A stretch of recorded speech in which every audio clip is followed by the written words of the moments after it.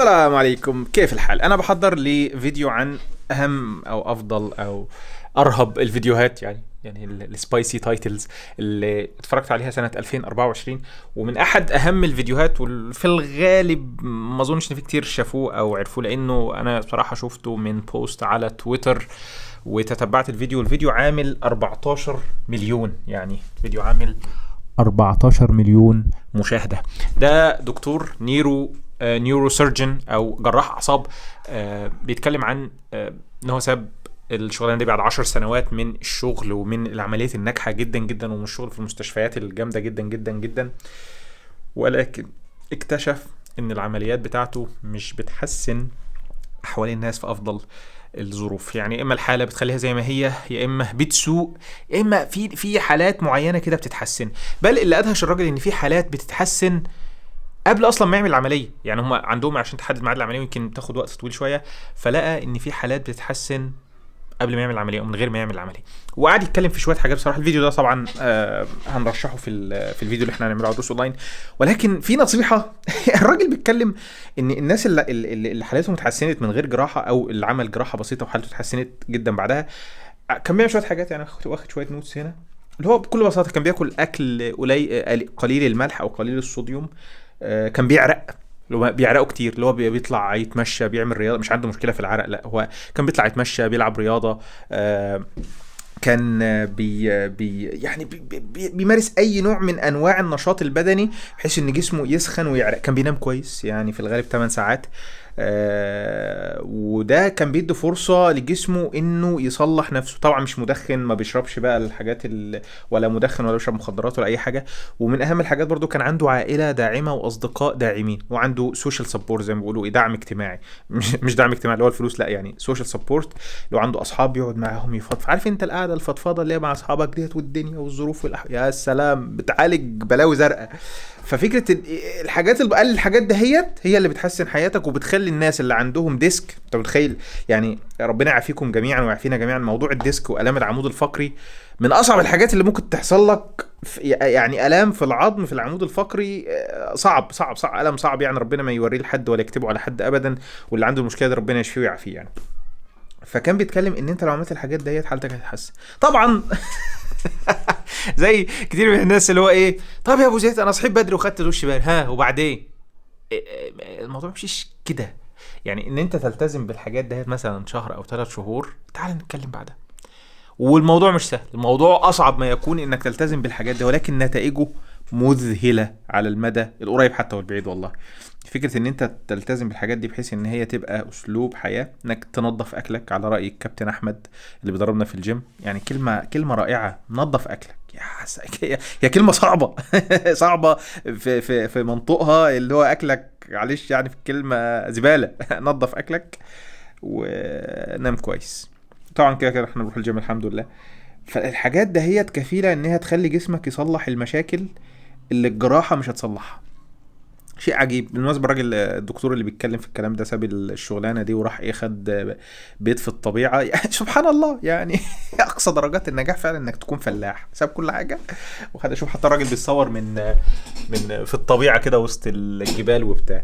ف ف الجمله اللي بالانجليزي اللي بتقول easier said than done، اللي هو كلام سهل تقوله صعب تطبقه. عفوا على الريفليكشن، خلينا على النضاره يعني عشان الريفليكشن دي ما تضايقش. easier that easier، هو النضاره بوظت الاكسنت بتاعتي. easier said than done، اللي هو ايه، كلام سهل تقوله صعب تطبقه. فانت يا باشا لو ظبطت الحاجات دهيت، معظم مشاكلك البدنيه الصحيه هتتحل. وكان برضو بيأكد على فكرة ان انت ما تبقاش مضغوط معظم الوقت. الضغط ده بيجيب بلاوي زرقاء والله العظيم.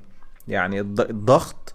فانا عارف ان الظروف ضاغطة والاوضاع ضاغطة والدنيا تعبانة وانا عايش في الحاجات دي، وعايش وشايف وكل حاجة. بس انك تتعلم انك تخفف من الضغط اللي عليك او تتجنبه او تتلاشاه يعني ايه، ما تاخدش بالك منه. احد الطرق يعني، ده عشان صحتك انت. يعني ما تحاولش تحط نفسك دايما تحت الضغط. فالحاجات ده رغم بساطتها ان احنا نقول اه يا كل يا عم بقى انا العب رياضة وتمشى ونام كويس. وتضحك اعملها. يعني لو انت جدع كده وفلحوس اعملها، حاول تلتزم بيها شهر، شهر واحد، اتحداك يا رجل. شهر واحد اقعد كده في اول الشهر اكتب انت حاسس بايه دلوقتي. حاسس ان انا طلعان عيني ومتضايق وصحتي وحشه ومش عارف ايه اكتب كل الحاجات دي، اكتب كل وضعك الحالي، ستاتس كوو بتاعك عامل ازاي، والتزم بالحاجات ده شهر. بس شهر التزام من حديد. نام كويس، نام كويس، نام 8 ساعات، ماليش دعوه، نام 8 ساعات. كل كويس، كل يعني ايه كل كويس؟ ما بلاش فاست فود، بلاش حاجات زيوت، بلاش دهون، بلاش ملح كتير. اي حاجه من بره اعرف ان هي ايه، يعني حتى لو من مكان كويس في اسوأ الاحوال هتكون يعني زي ما مصطلح يعني بقى بحبه متكسعمه ملح وسكر ودهون. ده عشان دماغك ايه تتكيف فتحب الحاجه فتيجي تشتري تاني. فحاجات زي دي اعمل الحاجات دي، وبعدين بعد شهر بقى تعالى اكتب بقى انت وضعك الحالي عامل ازاي. easier said than done. كلام سهل نقوله صعب نطبقه، عشان كده بنقعد نكرره كتير. نقعد نكرر كتير علشان يعني ايه، يعني انا عارف انا عارف ان انت ممكن تكون مليت منه، انا وان معظم الناس عارفه الحل، بس محتاجه تذكر، محتاجه حد يذكرها انها بتنسى وبتتناسى، وفي نفس الوقت يمكن بتستهين. اللي هو عارف انت ايه، البس النضاره عشان عيني، اللي هو يعني انا لو عملت الحاجات دهيت مشاكلي كلها هتتحل. اه مشاكلك يعني مش مشاكلك كلها هتتحل، على الاقل مشاكلك البدنيه والصحيه هتتحل، اللي هي ممكن تكون سبب في معظم الامك يعني. على الاقل، على الاقل صحتك هتبقى كويسه، على الاقل. ف فيديو حلو قوي بصراحه، يعني تخيل وصل ل 14 مليون. والفكره ان هو جاي من شخص كان وصل لمرحله حلوه جدا في مجال جراحه العمود الفقري وجراحات الاعصاب، اللي هي مجال من اصعب المجالات الطبيه عامه يعني، ومن اكثرهم ربحا برضه، ان دي من الحاجات اللي بتكسب جدا جدا. فالراجل ساب كل ده، ساب كل ده وراح في الجبل، لانه شايف ان هو ما يعني، لا انا كنت جاي مفكر ان انا هخفف الام الناس، فاكتشفت ان احنا بنعمل عمليات رائعه جدا من الناحيه الفنيه، ولكن للاسف الشديد ما فيش نتائج، مش بتحسن من صحه الناس باي شكل من الاشكال.